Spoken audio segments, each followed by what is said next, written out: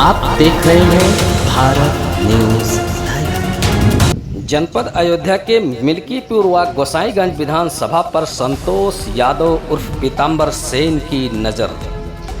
पहले ही कार्यक्रम में शरीक हुए पूर्व डीआईजी व स्वर्गीय बाबू मिश्र सेन यादव के ज्येष्ठ पुत्र अरविंद सेन यादव ने मिलाया हाथ। एक ही माला में पिरोए संतोष यादव व अरविंद सेन को देख चर्चाओं की बाजार गर्म। नमस्कार, मैं वीके यादव और आप देख रहे हैं भारत न्यूज़ लाइव। बीते शनिवार को विधानसभा गोसाईगंज क्षेत्र के बाजार मोतीगंज में समाज सेवी संतोष यादव उर्फ पीताम्बर सेन के द्वारा जनसंपर्क कार्यक्रम में शरीक हुए पूर्व डीआईजी अरविंद सेन यादव का भव्य स्वागत हुआ तथा संतोष यादव के द्वारा डीआईजी को श्री कृष्ण की प्रतिमा भेंट की गई। वहीं पर अरविंद सेन यादव पहुंचकर सबसे पहले स्वर्गीय बाबू मिश्र सेन यादव को श्रद्धांजलि अर्पित करते हुए कार्यक्रम में भाग लिया। एक ही मंच पर मौजूद संतोष यादव और अरविंद सेन को देख सियासत तेज हो गई है। एक ही माला में पिरोए व मंचासीन होने से यह कयास लगाया जा रहा है कि आने वाले चुनाव में विधानसभा गोसाईगंज व मिल्कीपुर में कुछ बड़ा खेल होने वाला है। हालांकि पूर्व डीआईजी द्वारा अभी यह खुलासा नहीं किया गया है कि वो आगामी लोकसभा चुनाव में किस प्लेटफार्म पर भाग्य की आजमाइश करेंगे। डीआईजी द्वारा अपने ऊपर लगाए गए घोटाले को राजनीतिक शिकार बताया। उन्होंने कहा कि हमारे ऊपर लखनऊ में जिस दिन का आरोपित किया गया हूं, उस दिन मैं मुख्यमंत्री की सुरक्षा में दिल्ली ड्यूटी पर तैनात था।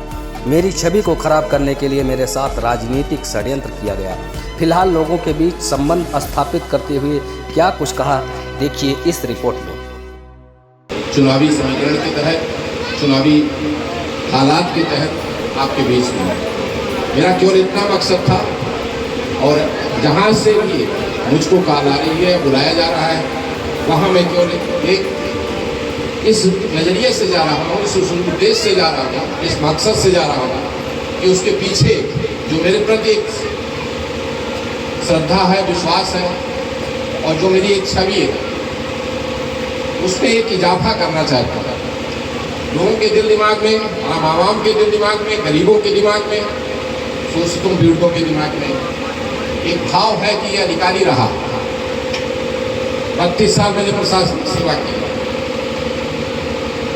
उसके चलते क्या इनका आचरण, क्या इनका व्यवहार, क्या इनकी बोलचाल, क्या इनकी भाषा, क्या इनकी शैली, क्या इनके रहने की और चलने की आदत, ये सब कैसी होगी? क्या ये आम आवाम की सुरक्षा कर पाएंगे? क्या ये आम आवाम के बीच में सम्मिलित हो पाएंगे, उसमें समाहित हो पाएंगे? उसी सिलसिले में, उसी गलतफहमी को, उसी छवि को, आम आवाम की छवि के रूप में बदलने के लिए आपके बीच में आया। मेरा कोई मकसद राजनीतिक नहीं है। मेरा कोई मकसद अभी आज की तारीख में किसी झंडे डंडे और किसी राजनीतिक मंच के तहत सीमित नहीं है। मैं केवल इतना कहना चाहता हूँ कि 32 साल के अपने प्रशासनिक जीवन में मैंने बहुत शोहरत कमाई पूरे उत्तर प्रदेश में। फैजाबाद का या हमारे इलाके का, अड़ोस पड़ोस जनपदों का भी कोई व्यक्ति मेरे पास गया होगा तो खाली हाथ नहीं लौटा।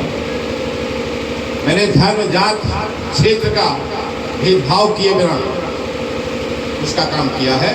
इसकी अगर कोई संपर्क में आया हो किसी आदमी से तो उससे पूछ लीजिएगा, अगर उसने हमसे हमारे पास गया हो तो। दूसरी जो बात अभी संतोष जी ने कही है, उसकी का उत्पीड़न भी, ये सच है कि उसका उत्पीड़न हो रहा। स्वरूप कोई भी हो, लेकिन उत्पीड़न हो रहा है, चाहे वो आर्थिक उत्पीड़न हो, चाहे शारीरिक उत्पीड़न हो, चाहे मानसिक उत्पीड़न हो, लेकिन उत्पीड़न हो रहा है। अब आप उसके लिए कर क्या सकते हैं? आपके सामने आने वाला जो समय है, चुनाव का समय है, और आपकी देश की बड़ी पंचायत का चुनाव होने जा रहा है। आपका फर्ज क्या है? मैं आपसे केवल एक गुजारिश करने आया हूँ कि अगर आप चाहते हो कि आपके जिले को कोई अच्छा नुमाइंदा, आपका अच्छा कोई प्रतिनिधि, आपका अच्छा खैरख्वाह, आपका अच्छा रहनुमा बड़ी पंचायत में बैठे, तो पार्टी, जात, धर्म, इन चीजों को, आपसी मतभेद जो ग्रामीण स्तर पे हो, जो क्षेत्र पंचायत स्तर पे हो, जो ब्लॉक स्तर पे हो, उन सारे मतभेदों को भुला करके उस इंसान को अपना मुखिया बनाइएगा, अपना रहनुमा बनाइएगा, जो आपके सुख दुख में चलेगा, जो आपकी आवाज को लोकसभा में प्रस्तुत कर सके, जो आपकी पीड़ा में मलहम लगा सके, आपके सुख दुख में शरीक हो सके और आपकी बात को बड़ी मजबूती से अधिकारियों के समक्ष प्रस्तुत कर सके। हम जानते हैं कि समाज में इतनी विकृतियां हो गई हैं, आपसी मतभेद हो गए हैं, आपसी लड़ाइयां चल रही हैं, उसके बावजूद भी ये तो सच्चाई है कि एक सही होता है, दूसरा गलत होता है। तो जो दूसरा गलत सही है, अब जनप्रतिनिधि का एक फर्ज होता है कि जो सही है उसके साथ जाए, चाहे वो गरीब हो, चाहे जिस धर्म का हो, चाहे जिस जाति का हो।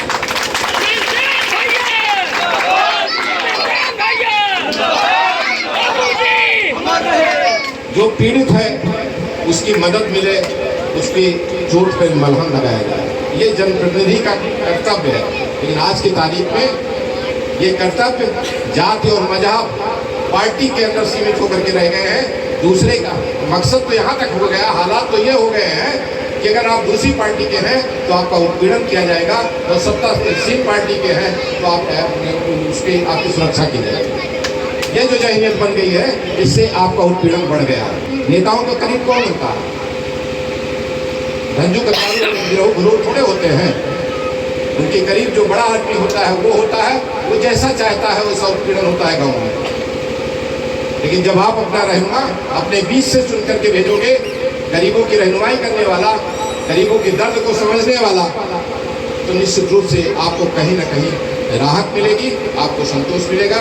और वो शख्स हो सकता है जो आपके बीच में आपके दुख दर्द को समझता हो और आपके हालात को समझता हो, आपकी आर्थिक मजबूरियों को समझता हो और सच्चाई का साथ देता हो।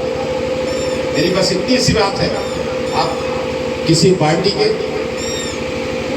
बंदिशों में, किसी जात की बंदिशों में, किसी धर्म की बंदिशों में बंद करके वोट मत दीजिएगा।